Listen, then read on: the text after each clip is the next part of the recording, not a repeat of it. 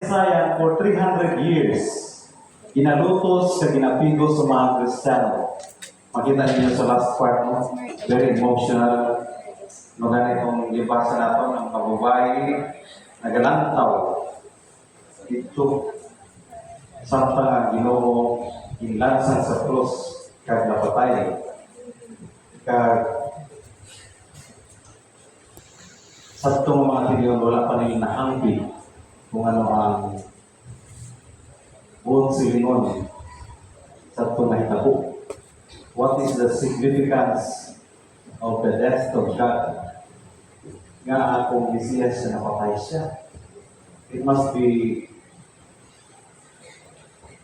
shaking their faith. Kung ang may madalong sa itong pagtuo sa Ginoo pa, nagka-confuse. Hindi nila ma-reconcile na nagapapit ng kahit na siya na ang mag-aabot sa amon ng Mesiyas. Ang iya pag-abot sa buong adlaw is a symbolic arrival. Subata siya, patong siya sa mga tao sa Jerusalem. Subong ang luduwas, Mesiyas. Pero at itong mga tao, infiltrated, nag-mix sa mga tao na wala na nagpapit, nagalantaw lang wala. So itong mga tao, nag-try din sila na amuayahan niya ang Mesiyas. Not every day, less than a week, Friday pa lang, hukman sa Jesus ni Pilato na mamatay para sa paglansang sa krus. So for 300 years, nag-baydo-baydo ang mga storya, mga narration. Ang nagapapin sa Ginoo, nakakita sa niya pagkabantaw, nag-palaknat sila dito sa iban. Pero ito naman iban na wala din, nagkrasihan sa pagtuo na nabantaw ang Ginoo, continue to so words of confusion. I-fast forward natin sa sunod sa 300 katuig. In the year 300, ang emperador sa Roma, si Constantius, ang iya anak, si Constantino, ang iya asawa ni Constantius, si Elena, natulang sa Santa Cruz natin, si Reina Elena at si Constantino. Si Constantius hindi siya very popular sa atong mga Kristiyano, kaya pagano siya. Pero sa iya pagkapagano, palangga niya ang mga Kristiyano. Ang na siya, iya asawa sa Elena, isa ka Kristiyano. Sa stories na atong nakasaysayan, bawat kay nagadamo na ang mga Kristiyano sa itong mga tiniyon, nagtatrabaho sila sa ahensya, sa gobyerno, Roman Empire. Kaya mga Kristiyano sa itong mga tiniyon, kinasaligan, kaya naghahatlog sila sa Diyos. Hinahatag sa ilang mga posisyon na normally hinahatag sa mga tao na mga pagano. Pero sa natalupang nila na mas trustworthy ang mga Kristiyano, hinahatag sa ilang mga posisyon nila sa gobyerno, sa pamumuhan sa Roman Imperyo, Roman Empire. So dapat sa nag-report na dapat na pala sa mga Kristiyano na nakatrabaho sa gobyerno, ano ang imuunta sa inyo? Sunod sa trend mo, around less than 300 years, around 300 years, ginalutos, pinapigos ang mga Kristiyano. Ang pamatyagan sa mga emperador, the Christians are a threat to the empire. Pero may makita ka nila na ang mga Kristiyano na nagkabuhi sa matutulong ng pagkabuhi, nagkakahandlog sa Diyos, then they prepare to employ Christians, mapisan, mabuo, masaligan, at tanan-tanan yung mga qualities. Sa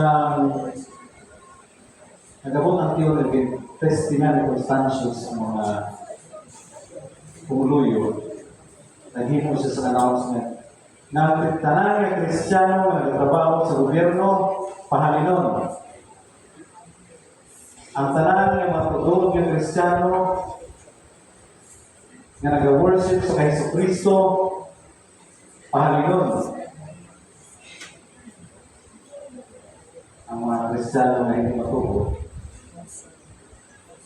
nagbugas ang ilang kamot, pinagambal, ay hindi po matubod ng Kristiyano. At ang mga Kristiyano voluntarily accepted the ruling of the king, Constantius. Ano sila? Kung mamuna ang hambal sa hari na palitan kami sa mga musra, okay. Ang importante sa amin na hindi kami palayo or magtalikod sa Ginoo. So, in 100% nga nagtatrabaho ng mga Kristiyanos, mayroon na around 30 or less than 30% nga nag-claim nga ay hindi man ako matulog ng Kristiyano. So, because they wanted the job, gusto nila na magpabilin sila sa trabaho. At itong testing sa emperador, nakita niya nagpagawa siya luwag sa bago na announcement. At itong mga Kristiyano na nagahalin sa ilang mga trabaho voluntarily, amo ato sila ang matuhod ng mga Kristiyano. Ini mga Kristiyano na nagpabiling subong, kaya ginasikway nila ilang pagtuho, sila ang hindi matuhod ng Kristiyano. So, malihon ta ang previous kong announcement. Sugod karon atong mga naghalin, mabalik sa trabaho, kag ina nagapabilin ang mga pahalinon. So, gina-require pa na mag-test ang emperador agad mo ma-identify ang matutuong ng Kristiyano. Sa ato na tiyon, tama pa isang challenges.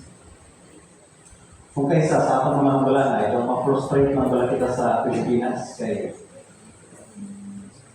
na kadasis ng tao magpahilo sa nila katungganan pag-abot sa eleksyon kwarta lang, no? Hindi kinahanglan ng bala ng kwarta. Sa personally sa ako, gawin kaysa payatas ako magaling. Nag-campaign ka para sa maayong mga kandidato, pati pag-abot sa kwarta, inabatag sa tao, ay kwarta over the choice of a better so wala pa rin siguro nagkakot sa ato ng tipo na kita tanan may duka at makapili sa maayo na pamunuan. Pero tandaan natin ang Evangelyo alin sa pagpalapay sa Ginoo up to the next several hundred years before na naging gilway ang pagtuo sa mga tao for public worship. It took around 300 years. So pila pa lang kita kapulit sa atong independence. Sa mga Kastila, we only more than 110 years. 1898, nasa Subo, bata sa Pilipinas. Makita niyo ang ibang mga pungsod, stable na sila, kapag na sila. They have gone all through 7 wars. Kadamot na sila na nagyan na civil unrest, social unrest before nag-abot sila sa Estado. sila nga klase sa pamunuan kag klase sa mga tulong. So we should not be frustrated with our situation. Sa mga tiyon nga kita madali lang ma-viral sa aton nga paguna-una to do evil. Pabalik sa atong liwat. Every Holy Week na ang Ginoo wala nag-surrender sa pag-imo sa iya na desisyon sa pagluwas sa mga tao. Siguro nakasakit man ang buhat sa Ginoo na magluwas sa mga tao na hindi tambay. Pero that is what He came for. Nag-cut ko siya, nagpakita siya sa atong sa pagpabot. Wala siya nagulain sa niya na paglaban na kita mangimayo ng mga katiliban. Sa sininga tayo sa manutapos ng Quaresma, ang pagpakasakit, pag-antos, nag-culminate sa kamatayon. At kaya sa sinang kamatayon, nabatyagan sa mga tao ang matutuod na desisyon sa Diyos na hiwayo kita sa atong kasitwasyon. So kabay pa ng malabot ng mga generation, ang mga kabataan, niyari dari subong, we will be the one to stand better in our place. Kay sa atong hindi pa rin natin makita, hindi sa atong puso, ang matutuod at hiwayan sa atong katilimpan sa atong puso. Kung makita natin ang example sa iba ng mga pungsod sa bilog ng kalibutan, hindi man sila naging perfect. But because of their decision to live a good and godly living, nag-improve sila. So, nakabangon sila. Inapigo sila, no? Kay iba, kasi wala sa atong bumatsagan, ang pagpamigos useless or pointless para sa atong natanan. Ang mga tao na wala nagturo sa Diyos,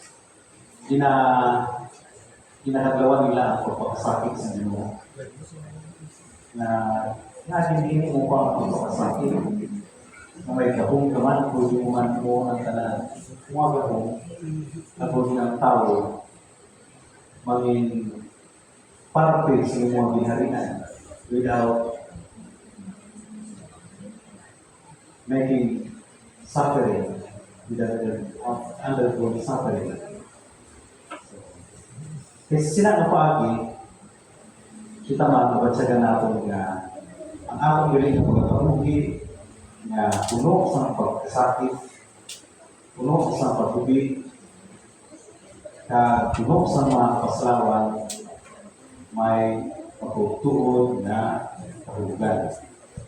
Sa subong Sunday, Palm Sunday, ginahilingugyaw kita sa pagpapindita sa atong mga lukay.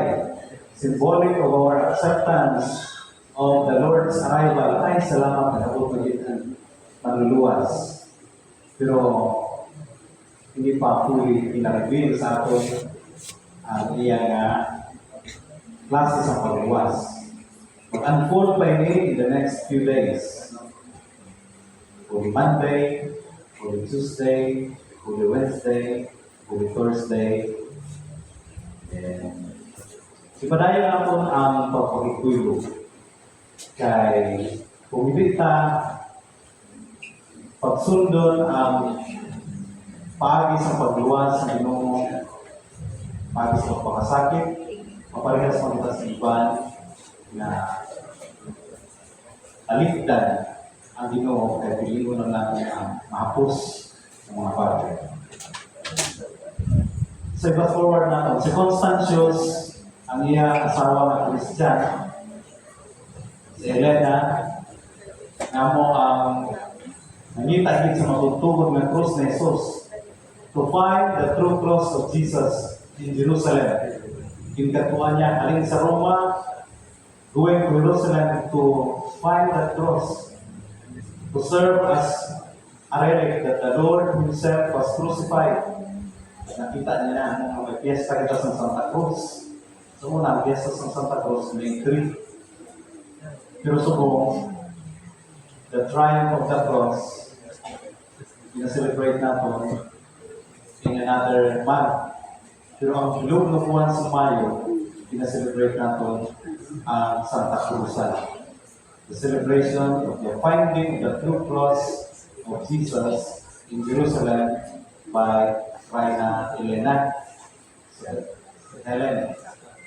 Kagangila anak, si Constantine formally proclaimed na sugod karon in the year 325, possibly patay si Constantius, niya may mabuot ng sa Kristiyano. Si Constantine na ang naging emperador formally declared na din sugod-subong mga Pinoon. Kiluway na ang mga Kristiyanos magsimba in public. And so, we inherit that tradition. Kita ang beneficiary sa ito ng pamilya. Pamilya ni Constantius, ni Elena, at ni Constantine. But it happened for around 300 years for Lucas Cupertinius. Sa inadlaw-adlaw na itong mga pagkabuhi, makita natin na kadamo pagit sa mga bagay na hindi natin mapagpo sa pamilya, yara ang hindi pag-iusa sa katilimban, yara ang nanay klase sa kalautan. Pagpamod kay Kristiyano kita, hinahangkat kita sa subungin mga Pinoon sa pag-ambit, sa pagpapasakit sa Pinoon for a better result. Abot ang Pinoon, iyon sa Pinoon, iba yun. Tag sa mga pangluyo o pamilya, mga kapuri silang maalwan, subong mga anak sa Diyos.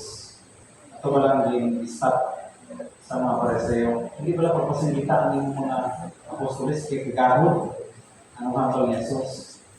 Kung hindi ko sila magpasinggit yun, ng mga bato sa dalan na magsilingin. Usually, itong mga nagdadala sa mga pangsimba sa mga bata, symbolic of the children, the true children of God. Talipay ng mga bata, makita niyo mga angels, hindi na, nagasahod sila. They are symbolic of the true and innocent children of God. Nasa unang mga Pinoon, ano sila? Amo ang mga anak sa Diyos. So, pilihan natin subong, are we the true children of God? Kaya mabalik ang mga bata na malapatan.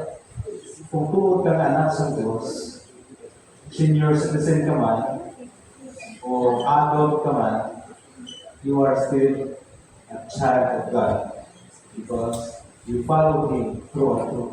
Pinasundan din siya. Parehas pa pala yung children of Mary. Pagligat sa mga tinungig, hindi na sila children. Igulang na sila. So ano bilang tawag sila? Grandmother of Mary? Hindi. Children ng Jacob. Children of Mary na sila Jacob. The same thing with the children of God. Kay sa mata sa Ginoo, ang mga nagasunod sa iya becomes His children. Sundan tayo na sa bilog na simana. Nag-start ko lang kung akong subong kasagrugan. May overview kita sa akong bilog na celebration sa akong faith. Sundan ninyo. Ako hindi mo madula. Kung wala, pamangkot na mo sa opisina kaya post na sila sa buong flow sa akong Holy Week celebration. Unfortunately, hindi po makakot na sa bilog na Holy Week. Kaya may union kami sa Bantayan Island. Hindi ko lang isla sa mga managbiwit. Isla sa mga baranan. dapat ito mag-celebrate sa aming Holy Week. So, ngapon, nagpusoon, kagalag, kasi commemoration with the celebration of the sa Olpa. I am with you in the celebration of the Holy Week. So, matindog kita sa